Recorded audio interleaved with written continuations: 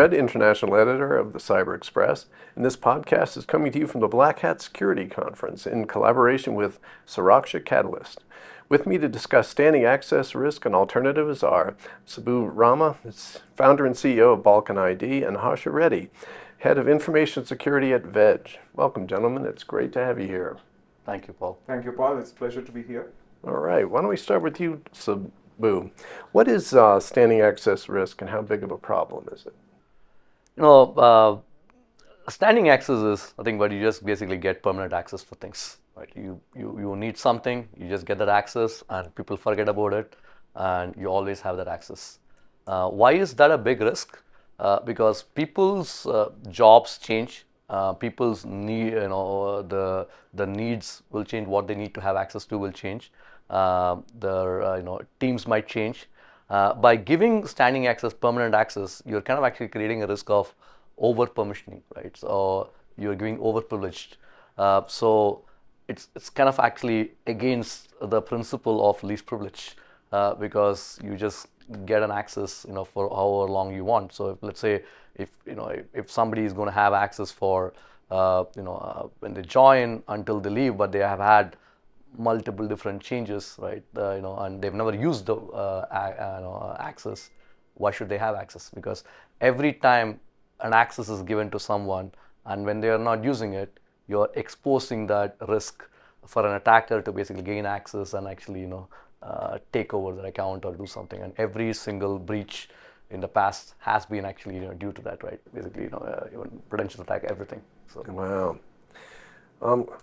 So why does that happen, and what are the alternatives? Harsha, let's ask you that. Yeah, absolutely, Paul. And if I can add something to what Subbu was saying, so he was right. I mean, a lot of breaches, 80%, stat is 80% of all breaches occur due to privilege access. I mean, there is some form of privilege access, escalated privilege, or standing access involved in 80% of the breaches.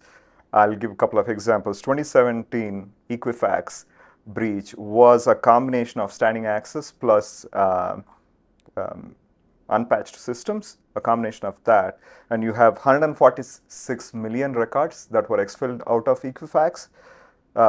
And for a company like Equifax, for the threat actor to roam free for 76 days undetected, that's another problem risk, is that with standing access, if you have a threat actor that comes in, it's very hard to detect. It's very hard to audit. It's very hard to track the threat actor down. And similarly, SolarWinds 2020, 18,000 plus networks compromised. And then Colonial Pipeline was a compromised VPN credential against standing access. So totally agree with Subbu. And then going back to your question about why it occurs, it's first of all, if you look at it from traditionally how this access is given, it's very easy, efficient. Operation to speed is great when you're giving admin access. Somebody comes and says, I need to do this. It's easy to give them admin access versus trying to figure out exactly what access they need to do their functions. There is some pre-work. Probably Subbu and I will talk about solution. When we go to solutions, what is that pre-work? But it's very easy to give them admin access and say, go do it.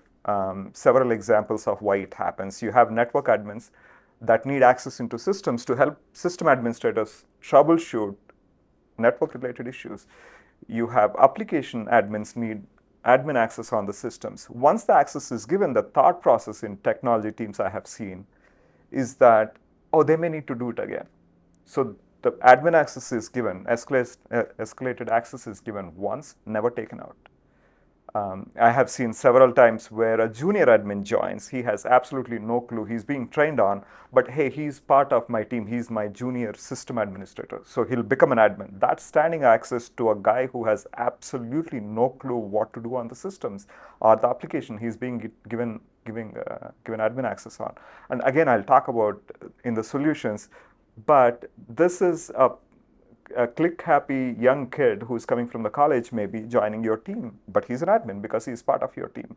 Or you have consultants who come in, they need to do a job for you. These are integrators. They become part of your system admins. Maybe your IGA governance works great when it comes to provisioning, deprovisioning of accounts, but how do you treat consultants? These are not part of your IGA lifecycle. your identity lifecycle. Identities get provisioned, deprovisioned. There are a lot of accesses like this. As a result, you have standing access to people that shouldn't have access. And then you have non-human identities. You have, let's say, take the example of instant response. You have an IR partner that comes in that need to run a tool, forensics, run a scanner. So they have an application that needs privileged, escalated access to systems. They're probably collecting data. They're probably digging through logs. They're doing stuff for which they need admin access on these systems. You give the access. How regularly do you audit? I have seen occasions in my own experience where 3 months later, 4 months later, that access to the vendor after the IR is done is still there. So these are some reasons, and if you keep going down the pipe, you have probably scripts running with hard-coded admin credentials. A lot of times, if you ask tech people, infrastructure admins, they'll say, can we rotate the passwords? They'll say, I don't know, I don't want to rotate the service account password because I don't know where all it's being used. You know that where all is you have scripts with hard-coded credentials. How dangerous that is. So attackers love this. They want to go after standing access ID. So that's how it happens. I mean, these are some, for IT people, they're being rated on their ability to deliver. And their ability to deliver is, I'll give you admin access, your problem is solved, I get a A+ grade. Security guy, you don't get a A+ grade because now you got to go protect it to get an A+ grade. Great stuff.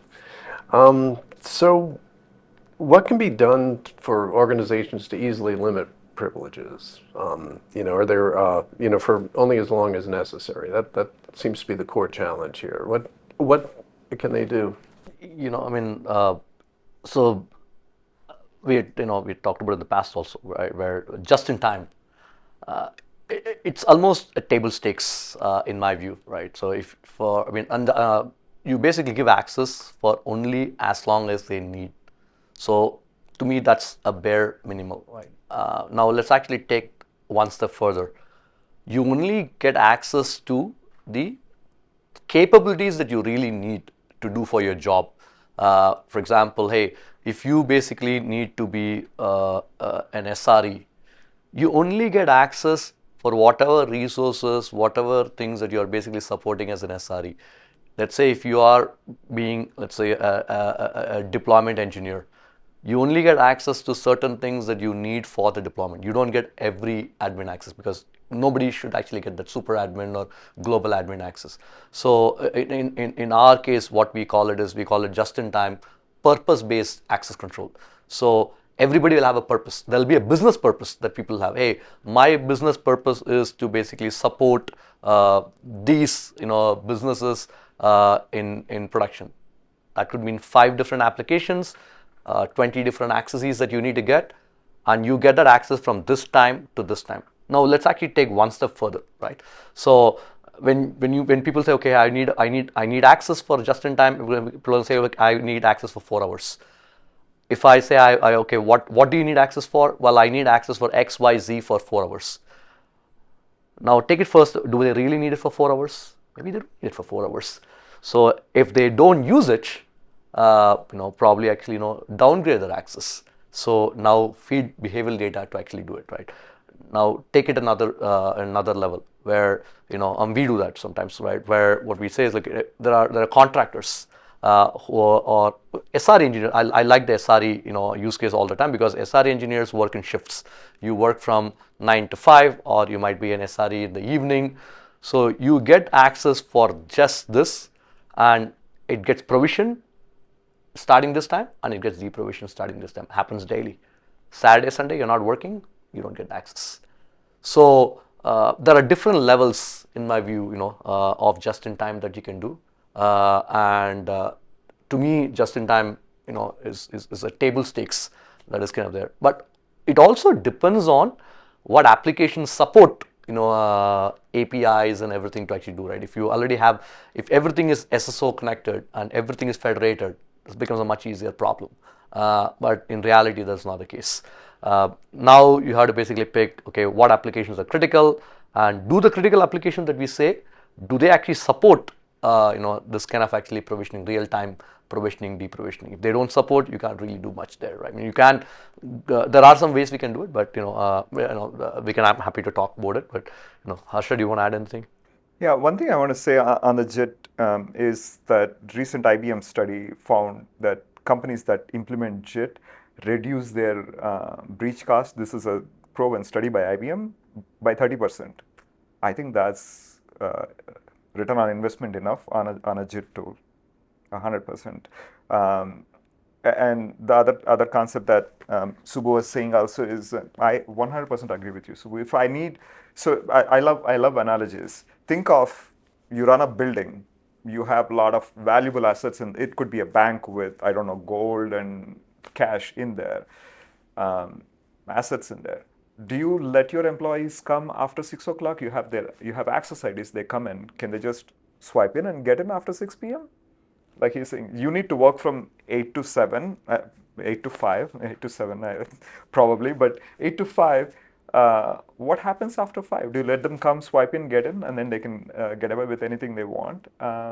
So limit to the time they want to come in.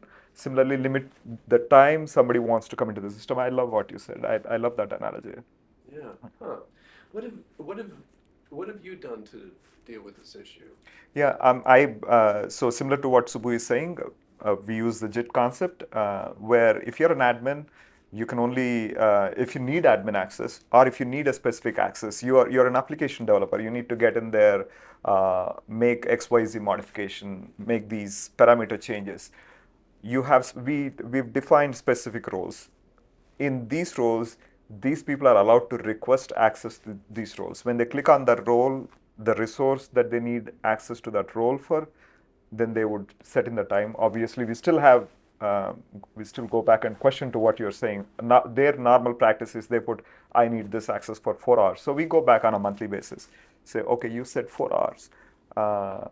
Could this have been done in 1 hour? So we would still need to adjust it. But we've implemented what Subbu was mentioning. I really love that solution, Subbu, is we give you the role, select the role, you get auto approved, go do your job, and after that it's done. It's deprovisioned. You don't have standing access to the system.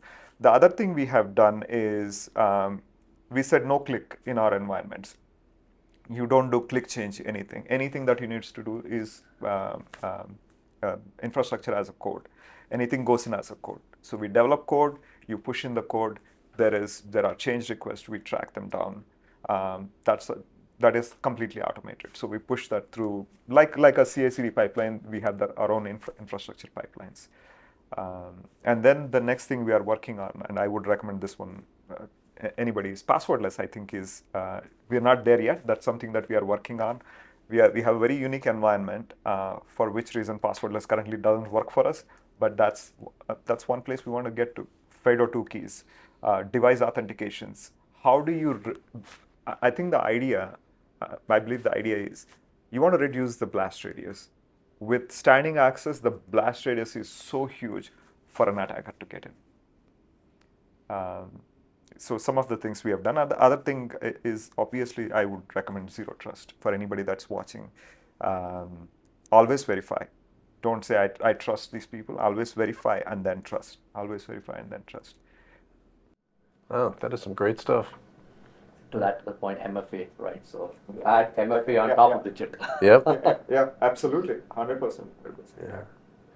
So if you had to pick one area for people to start who just want to do better, what would it be?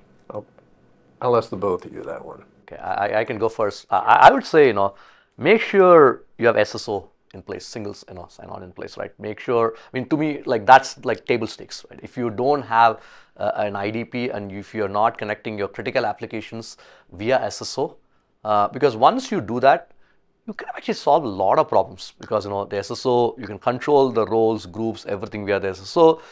You can actually support standing access, via the SSO, once you federate it, but you have to do that work, and that is, that is the first step, I'd say, before actually doing anything. If you don't have an SSO, and if you don't have basically the critical applications connected via SSO, first solve that and then solve every other problem. Yeah, I 100% agree. So we have SSO any place we can, where any application that supports SSO, it has to be 100% SSO. We have rare applications that don't do SSO, which have to go through then our regular audit. It's a manual process for now, but that is something you would easily solve by going SSO. The other thing I would also recommend is pre-building set of roles, pre-building having understanding of who needs access to what. I find it's not an easy task to accomplish. Who needs access to what, and also proper IGA, proper identity governance. One of the things Subbu you were mentioning in the beginning is people change roles. People move department to department. They don't need access to that system anymore. Do you have an IGA process to say if somebody changes department, their role is changing? Even if you define the roles, if your IGA doesn't control that role changes, then you're still back to standing access problem. Yeah, those are some of the things I would recommend. But do a privileged audit. Beyond all this, do a privileged audit of all the systems. And I would also say 100% you cannot, legacy systems like Subbu was mentioning, 100% is not possible, Subbu. I mean, you cannot really solve 100%. Also, this is a huge task. Solving the problem of standing access is going to take a lot of work. You can't do 100%. Focus on high priority systems where you have bigger blast radius. Try to reduce that one first. Because in the biggest challenges, right? Like in many companies where they have these legacy systems, to his point, they're all disconnected apps. You don't have any APIs to connect to them. They are, the only way something is provisioned is through a ticket, and somebody goes and actually manually kind of does that, right? I mean, if it's at least a web application, you can at least use like a concept of like an operator like what like OpenAI or some of those guys have, where you can probably automatically do it through like sort of screen scraping that way. There are some people actually do that, but if it's completely like a desktop system that is there, you got to be safe. So manual. Yeah, I like what he said about the zero trust but verify. yeah, totally, 100%. Awesome stuff. Well, I would like to thank our guests. Gentlemen, thank you so much. It's been great to have you. Thank you, Paul. Thank you, Paul. Pleasure being here. Yeah.